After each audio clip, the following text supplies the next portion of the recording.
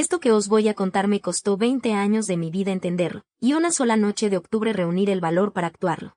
Hay un dedal de plata, viejo, deformado por el uso, que ahora mismo tengo sobre la mesa de costura mientras hablo, y ese dedal fue la llave de todo, aunque durante mucho tiempo yo pensé que era solo un recuerdo bonito de mi abuela. Hubo un marido que me humilló delante de invitados en mi propia casa, más de una vez, más de 10. Hubo una familia entera, la suya, construida sobre una mentira de hace 40 años. Y hubo, al final, una verdad de sangre que le devolvió a mi apellido algo que nunca debieron quitarle. El silencio no es paz, es una herida que no sangra a la vista, y yo tardé demasiado en aprender esa frase, aunque la llevaba grabada, literalmente grabada, en la mano desde niña. Empiezo por el principio, por una cena de aniversario en la que todavía creía que aquello era mi vida y no una condena con buen mantel. Me llamo Marlene Ferrán. Tengo 41 años y llevo cosiendo desde que tenía manos para sostener una aguja. Heredé el oficio de mi abuela Herminia, que tuvo un pequeño taller de costura en el barrio antes de que se lo arrebataran, aunque eso, como os digo, yo no lo supe hasta mucho después. Esa noche, la del aniversario número 17, había puesto la mesa con el mantel bueno, el de hilo, el que solo sacábamos 2 veces al año. Había preparado un cordero al horno que llevaba toda la tarde llenando la casa de un olor espeso a romero y a ajo, y había planchado hasta el último pliegue de mi vestido azul, el mismo que Gonzalo me regaló el primer año que nos casamos y que, con los años, se me había quedado un poco ajustado en la cintura, cosa que él no dejaba pasar nunca. Gonzalo trabajaba como director financiero en una empresa de importación, un cargo que repetía como un mantra cada vez que alguien lo presentaba. Era un hombre pulcro, de manos suaves, de esas que nunca han tocado una lija ni una aguja, y tenía una manera de reírse que, de fuera, sonaba encantadora, y que a mí, con los años, había empezado a sonarme a trampa. Esa noche venían Federico, su socio de toda la vida, y Cecilia, la mujer de Federico, una pareja que yo conocía desde hacía más de una década y con la que, en teoría, teníamos una amistad cómoda. Vale, ya sé que suena a que todo iba a salir mal desde el principio, y sí, iba a salir mal, pero quiero que sepáis que aquella tarde yo todavía reía. Todavía, mientras batía la salsa, tarareaba una canción de la radio y pensaba que 17 años de matrimonio, con sus más y sus menos, eran motivo suficiente de celebración. Recuerdo que llevaba puesto un delantal viejo, de cuadros amarillos, que ya tenía un roto en el bolsillo derecho de tanto meter y sacar tijeras pequeñas de costura, porque hasta para cocinar yo terminaba con alguna labor a medias en la encimera. Guardaos ese detalle, porque antes de que se sirviera el postre, esa misma mesa iba a ser testigo de la humillación más fría de toda mi vida de casada. Mi hija Valentina entró en la cocina un momento antes de que llegaran los invitados, todavía con el uniforme del colegio puesto, y se apoyó en el marco de la puerta mirándome remover la salsa. «Mamá, huele genial», dijo, y luego, bajando un poco la voz, «va a venir tío Federico con esa risa tan rara que tiene». Me reí de verdad, una risa limpia, de esas que salen sin pensar, y le dije que sí, que se preparara para aguantar sus chistes de siempre. Ella puso los ojos en blanco de una manera tan adolescente y tan tierna a la vez que sentí, por un segundo, que todo en mi vida estaba bien encaminado. Que equivocada estaba, y que rápido, en cuestión de horas, se me iba a caer esa idea de las manos como un plato de cristal. La cena empezó bien, casi perfecta. Federico contaba anécdotas de un viaje reciente a Oporto, con esas manos que movía demasiado al hablar, casi tirando la copa de vino un par de veces, y Cecilia se reía enseñando esos dientes tan blancos que siempre me habían dado un poco de envidia sana. Gonzalo, con la corbata ya aflojada y la segunda copa de vino tinto en la mano, presidía la mesa como quien preside una junta de accionistas, con esa forma suya de apoyar los codos en el mantel y mirar a los invitados como si él fuera el anfitrión de un club exclusivo y no de una cena de aniversario en su propia casa. Yo servía, retiraba platos, rellenaba copas, y de fondo escuchaba, asentía, sonreía en el momento justo.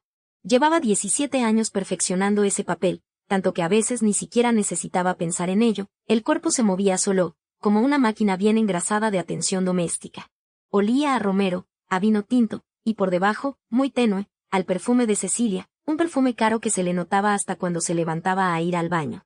«Marlene, cuéntales lo de tu clienta, la del vestido de novia», dijo Gonzalo en un momento, y por un segundo pensé que quería presumir de mí, que quería que yo brillara delante de sus amigos.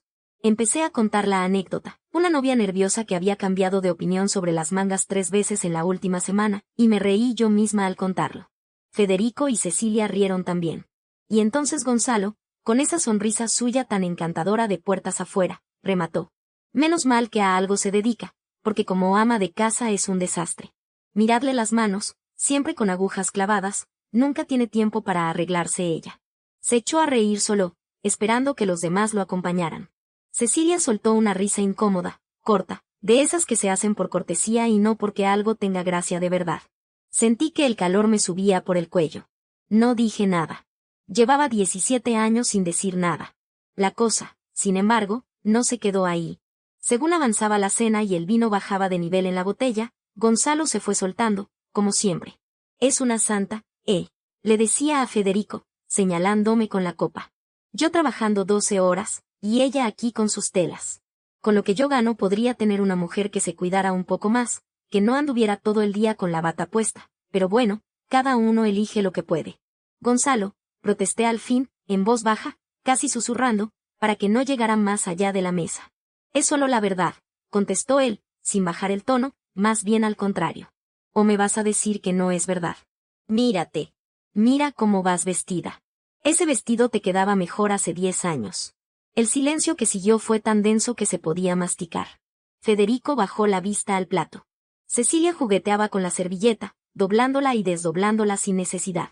Y yo, sentada en la cabecera opuesta de mi propia mesa, en mi propia casa, sentí que algo dentro de mí, algo que llevaba 17 años aguantando el peso, empezaba a crujir. No se rompió del todo esa noche. Pero crujió. ¿Sabéis lo que más me dolió? No fue el comentario sobre el vestido. Fue que nadie, ni Federico, ni Cecilia, dijera nada. Que el silencio de los demás fuera casi tan cómplice como las palabras de mi marido. Terminó la cena con un postre que casi nadie tocó, una tarta de limón que yo había preparado con especial cuidado, y una conversación forzada sobre nada en particular, el tiempo, un partido de fútbol, la subida de precios en el supermercado. Cuando los invitados se fueron, sobre las 11:30, con Cecilia dándome un abrazo un poco más largo de lo habitual, como si quisiera decirme algo sin palabras, Gonzalo se dejó caer en el sofá con el mando a distancia y ni siquiera me miró. Buena cena, dijo, como si el resto de la noche no hubiera existido, como si aquellas frases suyas se hubieran evaporado en el aire nada más pronunciarlas. Yo recogí la mesa sola, con las manos temblándome, no de rabia todavía, sino de ese cansancio raro que se instala cuando llevas mucho tiempo tragando. Apilé los platos con cuidado de no hacer ruido, aunque en el fondo tenía ganas de dejarlos caer, de romper algo, de que el estruendo dijera lo que yo no me atrevía a decir en voz alta. No lo hice. Los lavé uno a uno, despacio, mirando por la ventana de la cocina la calle vacía, sintiendo como el agua caliente me quemaba un poco las manos sin que me importara. Esa noche, en el dormitorio, saqué de mi costurero un dedal de plata viejo, deforme de tanto uso, con unas letras diminutas grabadas por dentro que decían, lo que se calla, se cobra. Había sido de mi abuela Herminia, muerta cuando yo tenía 16 años, y de niña me encantaba probármelo aunque me quedara grande, sentir el metal frío en el dedo mientras ella cosía a mi lado y me contaba historias del taller que había tenido, ese taller del que hablaba con una tristeza que yo, de niña, no sabía interpretar. Me quedé mirando el dedal un buen rato esa noche, dándole vueltas entre los dedos, sin saber todavía cuánto peso iba a tener aquel objeto pequeño en todo lo que vino después. Los días siguientes transcurrieron con la normalidad aparente que siempre seguía a esas escenas. Gonzalo se comportaba como si nada hubiera pasado, incluso me trajo flores del supermercado un martes cualquiera, un gesto que antes me habría parecido tierno y que ahora solo me parecía una manera barata de comprar silencio. Mi hija Valentina, de 13 años, iba y venía de la escuela con esa capacidad tan propia de los adolescentes de fingir que no se enteran de nada, aunque yo sabía que sí se enteraba. Lo sabía por cómo bajaba la mirada cuando su padre alzaba la voz, por cómo se quedaba más tiempo del necesario en su habitación con la música puesta. Una tarde, mientras la ayudaba con los deberes de historia en la mesa de la cocina, Valentina levantó los ojos del cuaderno y me preguntó, sin venir a cuento, ¿tú eras feliz antes de casarte con papá? La pregunta me pilló con la aguja a medio enhebrar, literalmente, porque tenía el costurero abierto al lado. No supe qué contestar en el momento. Le dije algo genérico, que la felicidad es complicada, que ella era mi mayor alegría. Pero esa noche no pude dormir pensando en la pregunta. Fue mi amiga Yolanda quien me hizo ver las cosas con más claridad, aunque al principio yo me resistía a escucharla. Yolanda y yo nos conocíamos desde el instituto, y aunque la vida nos había llevado a ciudades distintas durante años, seguíamos hablando por teléfono cada 2 o 3 semanas.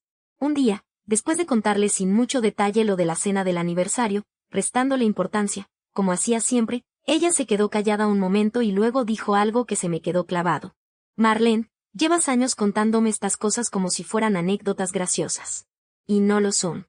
Te lo digo con cariño, pero alguien que te quiere no te humilla delante de sus amigos, y menos delante de tu propia hija. Me defendí, claro. Le dije que Gonzalo tenía sus momentos, que en el fondo era un buen padre, que el trabajo lo estresaba. Las mismas excusas que llevaba usando media vida. Yolanda no discutió conmigo esa vez. Solo me dijo, con una calma que a mí me pareció casi desesperante, cuando estés lista para verlo, aquí estoy. Y colgamos.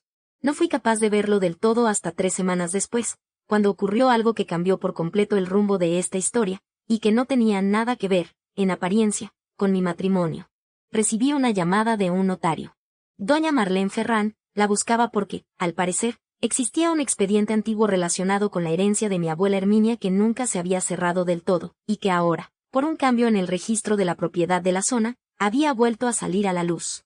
Fui a la notaría con más curiosidad que expectativa, pensando que sería un trámite menor, quizá una cuenta bancaria olvidada con 4 duros. No fue eso.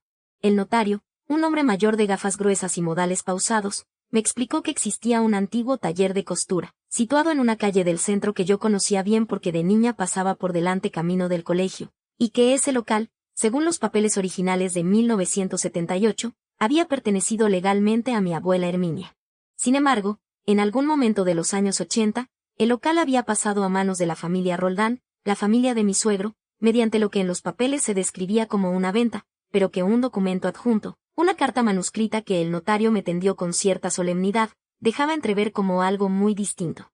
La carta, escrita por mi propia abuela poco antes de morir y guardada en el expediente por un motivo que el notario no sabía explicar del todo, decía así, más o menos, porque la leí tantas veces que casi me la sé de memoria. Si alguna vez alguien de mi sangre lee esto, que sepa que el taller de la calle Mendoza no lo vendí. Me lo quitaron con papeles falsos y una firma que nunca fue la mía, y el hombre que lo hizo se llamaba Ezequiel Roldán.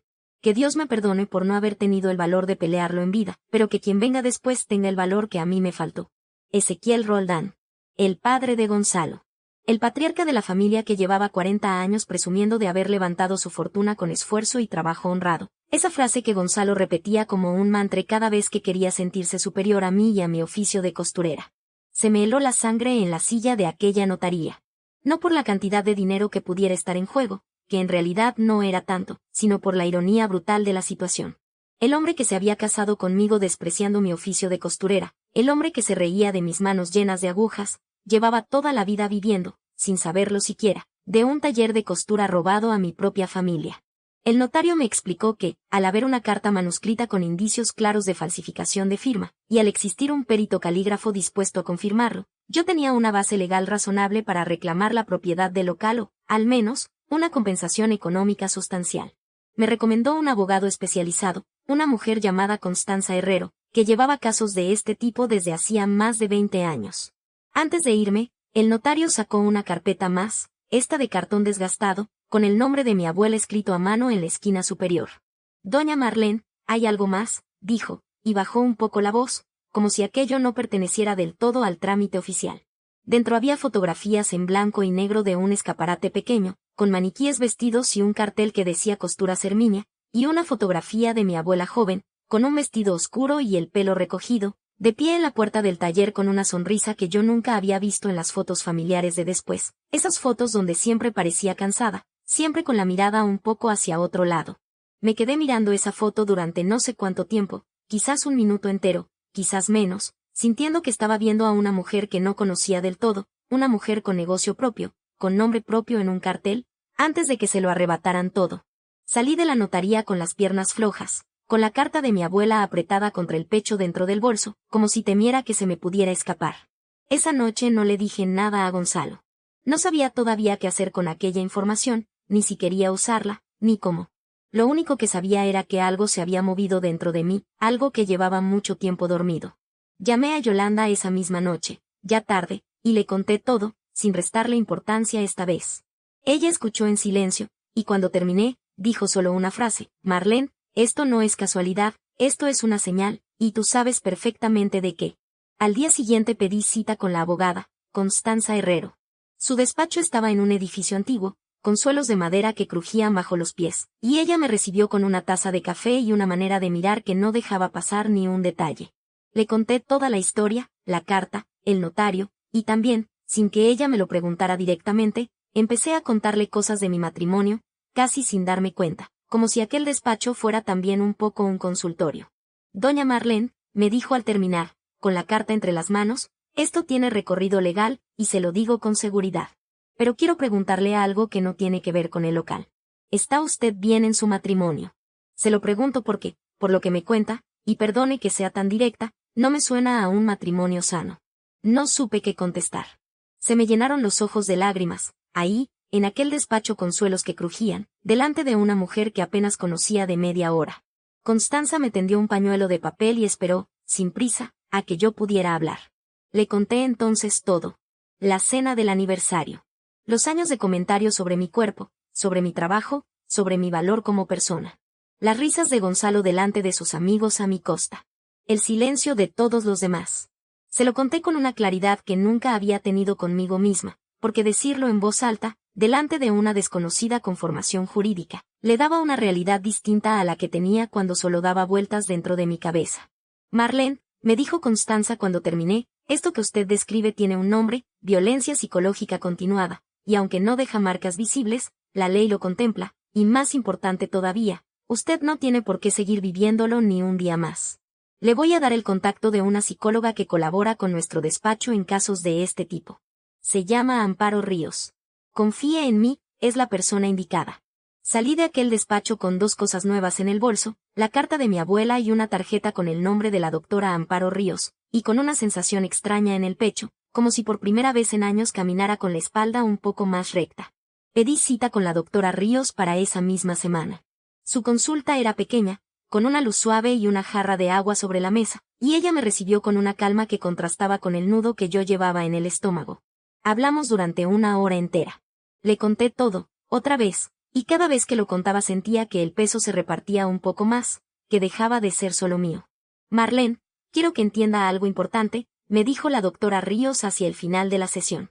Lo que usted ha vivido no es un matrimonio con más y con menos, como usted misma lo describe. Es un patrón. Su marido necesita rebajarla en público para sentirse superior, y usted ha aprendido, durante años, a hacerse pequeña para sobrevivir a esos momentos. Eso tiene un nombre, y no es su culpa. Ninguna persona merece ser humillada, y menos delante de su propia hija. Le hablé de Valentina, de su pregunta sobre si yo había sido feliz alguna vez, y la doctora Ríos asintió despacio. Los niños absorben los modelos que ven en casa, dijo. Si su hija ve que usted acepta el maltrato en silencio, aprenderá que eso es lo que se espera de una mujer. Y si ve que usted se levanta y dice basta, aprenderá otra cosa completamente distinta. Usted decide qué lección le deja. Salí de aquella consulta con una lista de tareas escrita a mano en un papel pequeño, hablar con un abogado de familia, reunir documentación, guardar copias de todo en un lugar seguro, y sobre todo, no anunciar nada hasta estar preparada. Recuerdo que esa tarde, de camino a casa, me detuve delante del escaparate de una mercería del centro, una de esas tiendas pequeñas con hilos de todos los colores colgados en filas ordenadas, y me quedé mirando un buen rato sin comprar nada, solo mirando, como si necesitara comprobar que ese mundo, el de las agujas y los carretes, seguía existiendo tal cual, ajeno a todo lo que se me estaba desmoronando y reconstruyendo al mismo tiempo por dentro.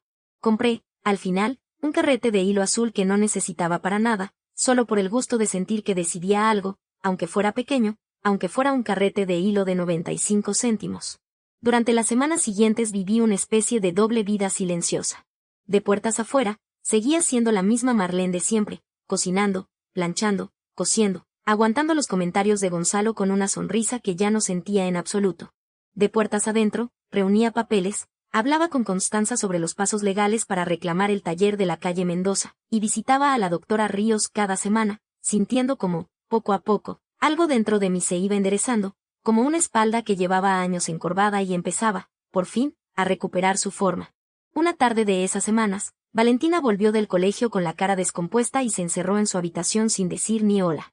Fui a buscarla media hora después, cuando el silencio se me hizo demasiado sospechoso, y la encontré sentada en el suelo, con la espalda contra la cama y el móvil en la mano, llorando en silencio, de esa manera contenida que aprenden los adolescentes cuando llevan tiempo viendo llorar en silencio a sus madres. Cariño, ¿qué ha pasado? Le pregunté, sentándome a su lado en el suelo, sin prisa, sin invadir. Ella tardó un buen rato en contestar.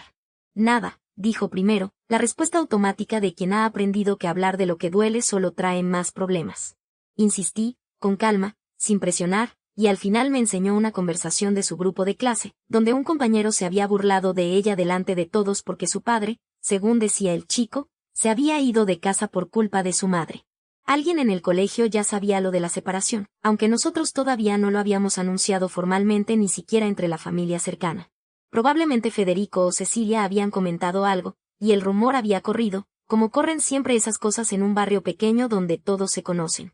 Sentí una rabia distinta a la de siempre, no la rabia sorda de años de humillación acumulada, sino una rabia nueva, protectora, feroz, la rabia de una madre que ve a su hija pagando por un veneno que no le corresponde. Valentina, le dije, cogiéndole la barbilla con suavidad para que me mirara a los ojos, lo que está pasando entre tu padre y yo no es culpa de nadie que tú conozcas, y desde luego no es culpa tuya. A veces los adultos tardamos demasiado en entender ciertas cosas, y cuando por fin las entendemos, hay que actuar, aunque duela, aunque la gente hable, aunque parezca que el mundo se cae un poco. Tú eras feliz antes. Me volvió a preguntar, la misma pregunta de semanas atrás, pero esta vez con una urgencia distinta, como si necesitara de verdad una respuesta y no una frase bonita para consolarla. Esta vez no me escondí detrás de generalidades. Le dije la verdad. No, cariño. No era feliz. Aprendí a conformarme, que es distinto. Y tardé demasiados años en darme cuenta de que conformarse no es lo mismo que estar bien.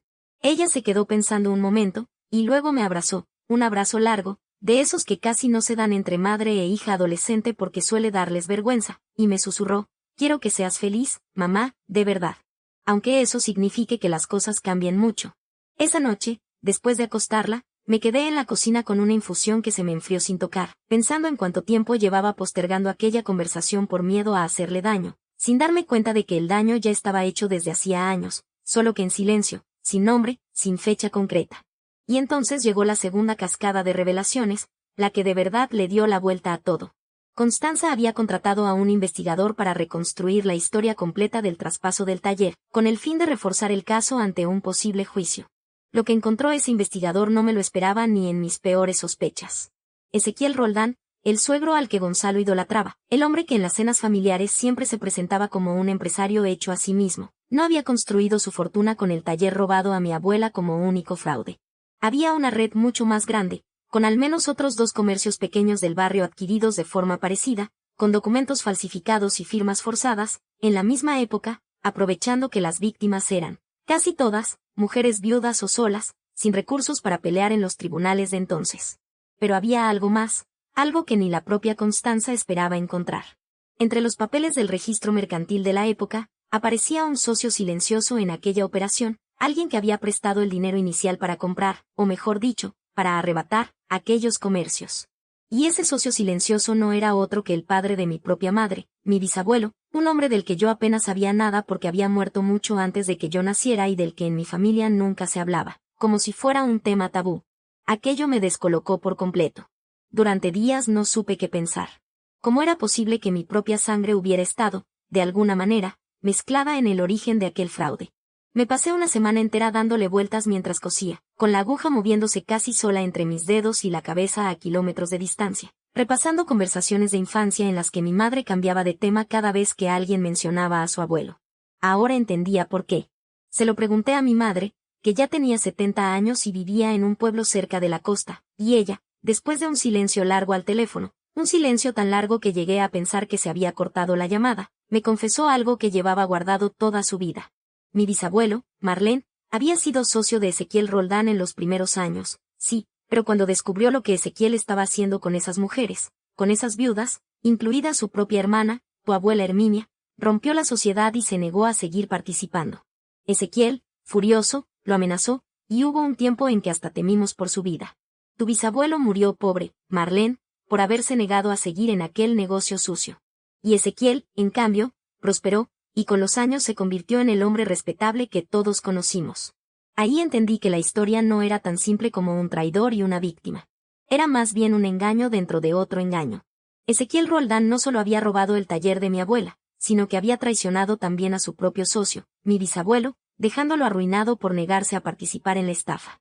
Y Gonzalo, mi marido, El hombre que despreciaba mi oficio de costurera, llevaba toda la vida creyendo que su padre era un empresario honrado, sin saber que su fortuna entera estaba construida sobre las ruinas de dos familias que, sin saberlo del todo, resultaban ser la misma familia, la mía. Mi madre me contó, esa misma tarde, un detalle que se le había quedado grabado desde niña. Cuando tu bisabuelo murió, dijo, tan bajito que tuve que pegar el teléfono a la oreja, tu abuela Herminia se negó a ir al entierro de Ezequiel años después, cuando le llegó la noticia por el periódico local. Todos en el pueblo pensaron que era una rareza suya, una manía de vieja terca. Nadie sabía que ella sabía. Nadie sabía que llevaba 40 años sabiendo exactamente quién le había robado la vida que pudo tener, y que había elegido, en lugar de pelear, coser en silencio hasta el final de sus días, guardando la verdad en una carta que ni siquiera estaba segura de que alguien fuera a leer algún día. Colgué el teléfono aquella noche con una sensación extraña en el pecho, mezcla de rabia por el silencio de mi abuela y una especie de orgullo torcido al descubrir que aquella mujer menuda, que yo recordaba solamente con un delantal y una aguja en la mano, había cargado con algo tan grande sin doblegarse jamás. Con toda esa información en la mano, Constanza me aconsejó reunir una junta con la familia Roldán antes de ir a juicio, para intentar una resolución sin necesidad de un proceso largo y desgastante. Aceptó la reunión, sobre todo, el hermano mayor de Gonzalo, Ismael, que llevaba las riendas del negocio familiar desde que Ezequiel había muerto hacía ya 5 años, y que se mostró, al principio, dispuesto a negociar una compensación discreta para evitar el escándalo. Antes de esa reunión, sin embargo, tuve una conversación con Constanza que me ayudó a entender mejor la magnitud de lo que estábamos a punto de destapar. Marlene, me dijo una tarde en su despacho, mientras revisaba conmigo los documentos por enésima vez, quiero que sepa algo. Casos como el suyo rara vez llegan tan lejos, con pruebas tan claras y tan bien conservadas durante tantos años. Su abuela, sin saberlo, le dejó a usted un arma legal casi perfecta. Pero quiero que también esté preparada para la parte emocional de esto, porque no va a ser solo un asunto de papeles y firmas. Va a remover mucho más que dinero. Tenía razón. No sabía cuánta razón tenía hasta que llegó el día de la reunión. Pero antes de esa reunión, tuve que enfrentar algo mucho más difícil, decirle a Gonzalo que me iba a divorciar. Elegí para hacerlo una noche tranquila, sin invitados, sin vino de por medio, con Valentina ya durmiendo. Me senté frente a él en el sofá, con el dedal de mi abuela apretado en el puño dentro del bolsillo de la bata, y le dije, con una calma que a mí misma me sorprendió, Gonzalo, quiero el divorcio. Él se rió primero, esa risa suya tan característica, y me preguntó si estaba de broma. Cuando vio que no, que yo hablaba completamente en serio, su cara cambió, y por primera vez en años vi algo parecido al miedo cruzarle los ojos. ¿Por qué?, preguntó, casi indignado, como si mi decisión fuera una traición imposible de justificar. ¿Qué te falta? Tienes casa, tienes coche, tienes una hija que va a un buen colegio. ¿Qué más quieres? Quiero que dejes de humillarme, le dije. Delante de tus amigos, delante de mi hija, delante de quien sea. Llevo 17 años tragando comentarios sobre mi cuerpo, sobre mi trabajo, sobre mi valor como persona, y se acabó. Ah, ya empezamos, dijo él, levantándose del sofá con esa irritación tan suya. Con lo de siempre. Bromeo, Marlene, todo el mundo bromea con su pareja. Eres demasiado sensible, siempre lo has sido. No son bromas, Gonzalo. Son insultos disfrazados de bromas. Y lo sabes perfectamente, porque solo lo sueltas cuando hay público, cuando puedes lucirte a mi costa delante de otros. Se quedó callado un momento, y luego, en lugar de disculparse, hizo algo que confirmó todo lo que la doctora Ríos me había explicado sobre los patrones de comportamiento. Empezó a atacar por otro flanco. Y encima, ahora resulta que vas por ahí con abogados, dijo, con un tono que ya no disimulaba el desprecio. Sí, lo sé, Marlene, Federico me contó que Cecilia te vio salir de un despacho de abogados. ¿Qué tramas? ¿Quieres quitarme la mitad de todo lo que he construido con mi esfuerzo? Ahí fue cuando decidí que había llegado el momento de soltar la primera pieza de la verdad, aunque todavía no toda. Lo que construiste, Gonzalo, le dije, mirándolo fijamente, no lo construiste tú. Lo construyó tu padre. Y no precisamente con esfuerzo honrado, como tú siempre presumes. ¿De qué hablas? Su voz sonó, por primera vez en mucho tiempo, insegura. Le hablé del taller de la calle Mendoza. Le hablé de mi abuela Herminia. Le hablé de la carta encontrada en la notaría, y de la falsificación de la firma. No le hablé todavía de mi bisabuelo, ni de la traición dentro de la traición, porque quería guardarme esa carta para el momento adecuado. Vi cómo su rostro pasaba, en cuestión de segundos, de la incredulidad al desprecio, y del desprecio a algo que se parecía mucho al pánico. Eso es mentira, dijo, aunque su voz ya no sonaba tan convencida. Mi padre era un hombre honrado. Trabajó toda su vida. No sé qué papeles falsos te han enseñado, pero seguro que es una trampa de tu abogaducha esa para sacarme dinero. Tengo la carta escrita de puño y letra de mi abuela, Gonzalo. Tengo un perito calígrafo dispuesto a testificar. Y tengo, además, algo que ni siquiera imaginas todavía. Así que, si quieres, podemos hacer esto de manera civilizada, en una mesa, con abogados de ambas partes, o podemos hacerlo en un juzgado, delante de toda la ciudad que tanto admira el apellido Roldán. Tú decides. Se quedó en silencio un buen rato, y por primera vez en toda la conversación no dijo nada hiriente. Se limitó a mirarme, como si me viera de verdad por primera vez en años. La reunión con la familia Roldán se celebró 2 semanas después, en un despacho neutral con vistas a una plaza pequeña donde unos niños jugaban al balón sin saber nada de las vidas que se estaban decidiendo 3 pisos más arriba. La sala olía a moqueta nueva y a café recién hecho, ese olor un poco artificial de las salas de reuniones que se usan para asuntos importantes.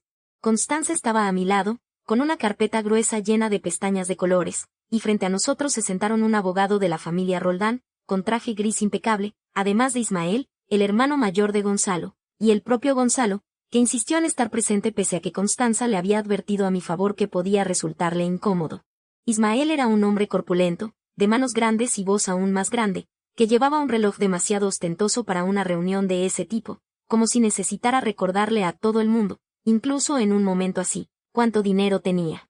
Nos saludó con una cordialidad forzada, del tipo que se aprende en cursos de negociación empresarial, y se sentó con las manos entrelazadas sobre la mesa, como preparándose para una partida de póker en la que ya se creía ganador.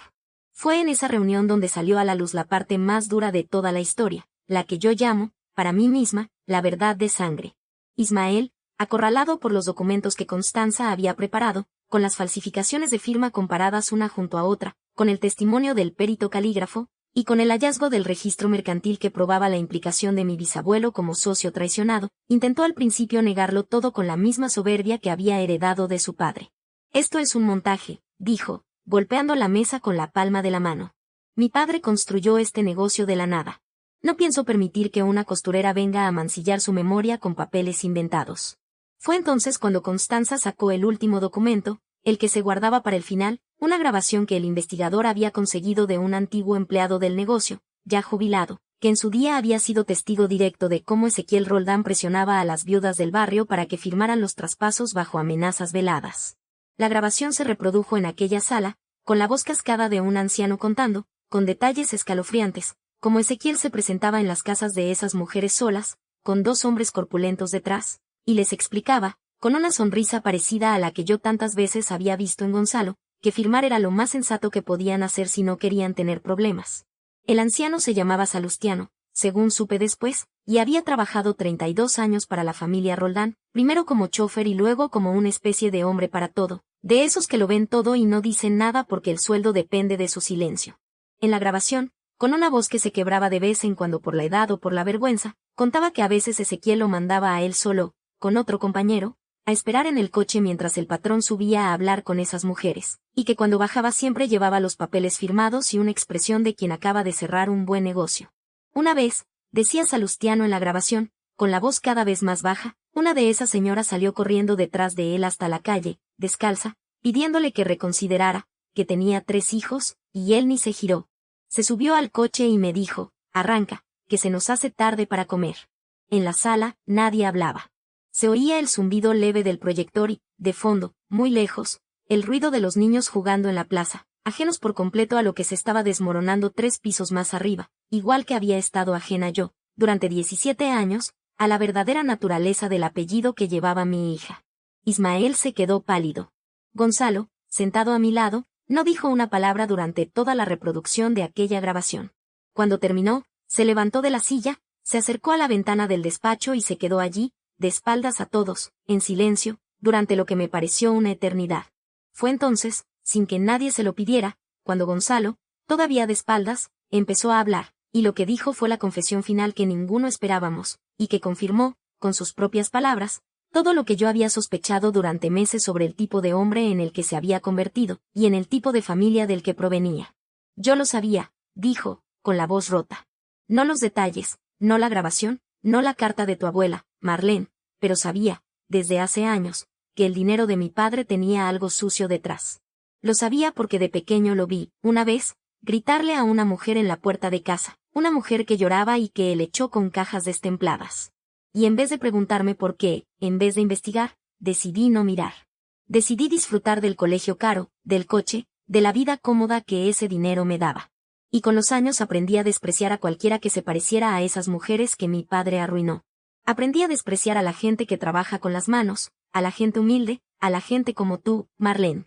Porque si te respetaba a ti, tenía que respetar también a las mujeres que mi padre destruyó, y eso significaba admitir que todo lo que yo era, se lo debía a un fraude. Se dio la vuelta entonces, y vi que estaba llorando, algo que no había visto en 17 años de matrimonio. No te humillaba por lo que tú eras, Marlene, siguió diciendo, te humillaba por lo que representabas, sin que yo mismo lo supiera del todo. Representabas todo lo que yo había decidido no ver. Aquella confesión, hecha delante de su hermano, delante de los abogados, delante de mí, no me hizo sentir venganza, ni siquiera alivio del todo. Sentí, sobre todo, una tristeza enorme, la tristeza de comprender que 17 años de mi vida habían estado atrapados dentro de la culpa no resuelta de otro hombre, un hombre que prefirió hacerme pequeña a mí antes que enfrentarse a la vergüenza de su propio apellido. El acuerdo final, negociado en las semanas siguientes, fue el siguiente. La familia Roldán reconocía, mediante documento notarial, que el taller de la calle Mendoza había sido sustraído de forma fraudulenta a mi abuela Herminia, y como compensación, me transferían la propiedad plena del local, además de una indemnización económica que cubría, con creces, los daños de todos aquellos años. Constanza me advirtió que, de haber ido a juicio, el proceso podría haberse alargado años, con un resultado incierto, así que aquel acuerdo, aunque nacido de la vergüenza y no de la justicia plena, me pareció más que suficiente. Hubo, además, un gesto que no esperaba y que no figuraba en ningún papel firmado. Ismael, unos días después de la reunión, me llamó personalmente, algo que Constanza calificó de inusual en este tipo de acuerdos. Doña Marlene, me dijo, con una voz mucho más apagada que la de aquel hombre que había golpeado la mesa semanas atrás, quiero que sepa que voy a localizar, en la medida de lo posible, a las otras familias afectadas por los negocios de mi padre. No sé si servirá de mucho a estas alturas, muchas de esas mujeres ya no viven, pero sus hijos y nietos merecen saber la verdad, igual que la ha sabido usted. No le contesté enseguida. Me quedé con el teléfono en la mano, pensando que quizás la vergüenza, cuando por fin se destapa, también puede empujar a alguien a hacer lo correcto, aunque llegue con 40 años de retraso. Meses después supe, por Constanza, que Ismael había cumplido su palabra, al menos en parte. Había localizado a 2 familias, descendientes de otras 2 de aquellas viudas, y les había ofrecido compensaciones económicas discretas, sin necesidad de juicio, acompañadas de una carta donde reconocía, por escrito, la responsabilidad de su padre. No borraban nada de lo ocurrido, por supuesto. Pero tampoco era poca cosa, viniendo de un apellido que durante décadas se había construido una reputación de intachable a base de silencio ajeno. El divorcio, por su parte, se tramitó de manera relativamente civilizada, aunque no exenta de tensión. Gonzalo, tras aquella confesión, pareció por un tiempo un hombre distinto, más callado, más consciente, y llegó incluso a pedirme disculpas formales, delante de un mediador, por los años de humillaciones. No le dije que lo perdonaba, porque no era del todo cierto, pero sí le dije que agradecía que por fin hubiera dicho la verdad en voz alta. Valentina, mi hija, llevó el proceso mejor de lo que yo esperaba, sobre todo después de que empezara también ella a hablar con la doctora Ríos, en sesiones aparte, adaptadas a su edad.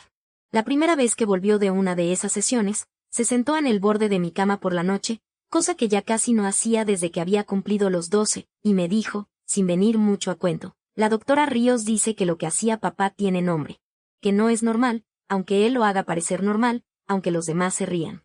Me pareció una frase demasiado madura para sus 13 años, y se lo dije. Ella se encogió de hombros. Es que ya no soy tan pequeña, mamá, aunque tú a veces sigas pensando que sí. Hubo también un episodio, unas semanas antes del acuerdo final, que estuvo a punto de estropearlo todo. Gonzalo se presentó una tarde en el colegio de Valentina sin avisar, con la excusa de recogerla él ese día, y aprovechó el trayecto en coche para intentar sonsacar la información sobre lo que yo estaba tramando, sobre los abogados, sobre el dinero. Valentina, para mi sorpresa y mi orgullo, no le contó nada, y en cambio me lo relató todo a mí esa misma noche, palabra por palabra, con una precisión que me hizo pensar que mi hija llevaba más tiempo del que yo creía observándonos a los dos, tomando notas mentales, decidiendo de qué lado quería estar cuando llegara el momento. Se lo conté a Constanza al día siguiente, y ella me advirtió que aquello podía usarse en nuestro favor si Gonzalo intentaba, en algún momento, alegar que yo le había puesto a la niña en contra. Documentamos la conversación por escrito, con fecha y hora, por si acaso. Menos mal que lo hicimos, porque semanas después, en plena negociación, el abogado de la familia Roldán insinuó justamente eso, que yo estaba manipulando a Valentina. Constanza sacó el documento firmado por mí ese mismo día del incidente y la insinuación murió ahí mismo, sin más recorrido. Una tarde, meses después de todo aquello, mientras la ayudaba a estudiar en la mesa de la cocina, la misma mesa donde meses atrás me había preguntado si yo había sido feliz, levantó los ojos del cuaderno y me dijo, «Mamá, ahora sí que pareces feliz. No sé cómo explicarlo, pero se te nota en la cara». Ese comentario, tan simple, valió más que cualquier indemnización. Los meses antes de la reapertura fueron, quizás, los más extraños de todo este proceso. El local llevaba años alquilado a una franquicia de telefonía que había cerrado 2 años atrás, y cuando entré por primera vez con las llaves nuevas en la mano, me encontré un espacio vacío, con las paredes llenas de agujeros de tornillos y un suelo de baldosa gris que no tenía nada que ver con el que aparecía en las fotografías antiguas de mi abuela. Me senté en el suelo, en mitad de aquel local vacío, con el eco de mis propios pasos todavía resonando, y lloré, no de tristeza exactamente, sino de una mezcla rara de cosas que ni yo misma sabía nombrar del todo. 40 años, pensé. 40 años para volver a este suelo. Contraté a un albañil del barrio, un hombre mayor llamado Basilio que, para mi sorpresa, recordaba el taller de mi abuela de cuando era niño. Yo venía aquí con mi madre a que le arreglaran una falda, me dijo el primer día de obra, mientras picaba una de las paredes. Su abuela cosía muy rápido, y siempre tenía caramelos de menta en un bote de cristal. Encima de esa vitrina de ahí, señalando un rincón vacío donde efectivamente, según las fotografías, había existido antes una vitrina pequeña. Le pedí que reconstruyera esa esquina exactamente igual, aunque tuviéramos que buscar una vitrina parecida en un mercado de antigüedades. La encontramos, al final, en un rastro a las afueras de la ciudad, y ahora es la misma vitrina donde guardo el dedal. Reabrí el taller de la calle Mendoza 6 meses después del acuerdo, con las paredes recién pintadas de un verde suave que recordaba, sin que yo lo hubiera buscado a propósito, al color que mi abuela Herminia usaba en sus telas favoritas. Coloqué en la entrada, enmarcada, una copia de aquella carta que ella había dejado escrita antes de morir, para que cualquiera que entrara supiera la historia completa del lugar. Y sobre el mostrador, en una pequeña vitrina de cristal, dejé el dedal de plata, ya no como herramienta de trabajo, sino como símbolo. Porque ese dedal, con su inscripción diminuta, lo que se calla, se cobra, resultó ser mucho más que un recuerdo bonito. Fue la prueba silenciosa de que mi abuela nunca dejó de creer en la justicia, aunque no viviera para verla cumplida. Fue el objeto que yo llevaba en el puño la noche que le pedí el divorcio a Gonzalo, como si su metal frío me diera fuerzas que yo sola no tenía. Y es, ahora, el objeto que enseño a Valentina cada vez que necesito recordarle, y recordarme a mí misma, que el silencio no es paz, es una herida que no sangra a la vista, pero que tarde o temprano hay que curar, aunque duela abrirla. Hoy, en el taller, tengo 3 empleadas, 2 de ellas mujeres que, como yo en su momento, tuvieron que reconstruir su vida después de un matrimonio que las hacía pequeñas. No lo hice a propósito al principio, contratarlas por eso, pero con el tiempo entendí que aquel local, robado y recuperado, tenía sentido convertido en un lugar donde otras mujeres pudieran empezar de nuevo, con sus propias manos, con su propio oficio, sin depender de la aprobación de nadie más. Una de ellas se llama Fabiola, tiene 34 años y llegó al taller por recomendación de la propia doctora Ríos, que a veces, con el permiso de sus pacientes, les pasa mi contacto cuando alguna busca un oficio con el que rehacerse. Fabiola no sabía coser casi nada cuando llegó, apenas lo básico, un dobladillo torcido y poco más, y ahora, año y medio después, es capaz de montar un vestido de novia entero ella sola, de principio a fin. La otra se llama Nuria, más joven, 27 años, y llegó de una manera distinta, simplemente entró un día preguntando si necesitábamos a alguien, sin saber nada de la historia del local, y se quedó cuando le conté por qué había un dedal en una vitrina en vez de guardado en un cajón como cualquier otra herramienta. A veces, por las tardes, cuando el taller ya está cerrado y solo quedamos nosotras recogiendo las últimas telas del día, Fabiola me pregunta por la historia completa, porque solo le he contado fragmentos, y yo se la cuento un poco cada vez, como quien reparte un pastel en porciones pequeñas para que dure más. Le cuento lo de la cena del aniversario, lo del notario, lo de la grabación de Salustiano. Y cada vez que llego a esa parte, ella se queda callada un momento y luego dice siempre lo mismo, con distintas palabras pero la misma idea, menos mal que al final se supo. Menos mal que alguien lo dijo en voz alta. Gonzalo se mudó a otra ciudad hace un par de años, y ve a Valentina cada 15 días, con un trato correcto, sin gritos, sin comentarios envenenados. A veces me pregunto si de verdad cambió, o si simplemente aprendió a controlarse mejor delante de mí. No lo sé con certeza, y he decidido que ya no es asunto mío averiguarlo. Ismael, por su parte, sigue al frente del negocio familiar, aunque Constanza me cuenta, de vez en cuando, que ha cambiado ciertas prácticas en la empresa, cosas pequeñas que nadie fuera notaría, pero que ella, con su ojo entrenado para estos asuntos, sí reconoce.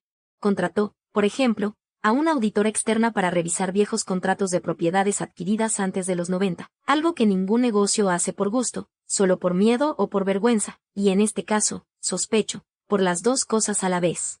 Yolanda sigue siendo mi amiga, y ahora también mi mejor clienta, porque le encanta encargarme vestidos para cada ocasión que se le ocurre, aunque sea una cena cualquiera de un martes. Viene una vez al mes, se sienta en la silla vieja que rescaté del taller original de mi abuela, la única pieza de mobiliario que sobrevivió todos estos años en un guardamuebles familiar, y me repite siempre la misma broma, que ella fue la primera en verlo venir, que ella me lo advirtió antes que nadie. Y tiene razón, así que se lo dejo decir cada vez, como un peaje pequeño y cariñoso por haber tenido más vista que yo. La doctora Ríos sigue atendiéndome, aunque ahora las sesiones son cada 2 meses en vez de cada semana, más bien un mantenimiento que una urgencia. En la última que tuve, le pregunté algo que llevaba tiempo dándome vueltas. Doctora, le dije, ¿cree que hubiera llegado a pedir el divorcio si nunca hubiera aparecido lo del taller, si el notario nunca me hubiera llamado?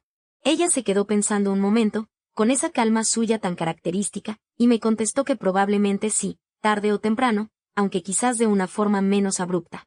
A veces, me dijo, la vida nos manda una señal externa justo cuando ya estábamos preparadas por dentro, aunque no lo supiéramos todavía.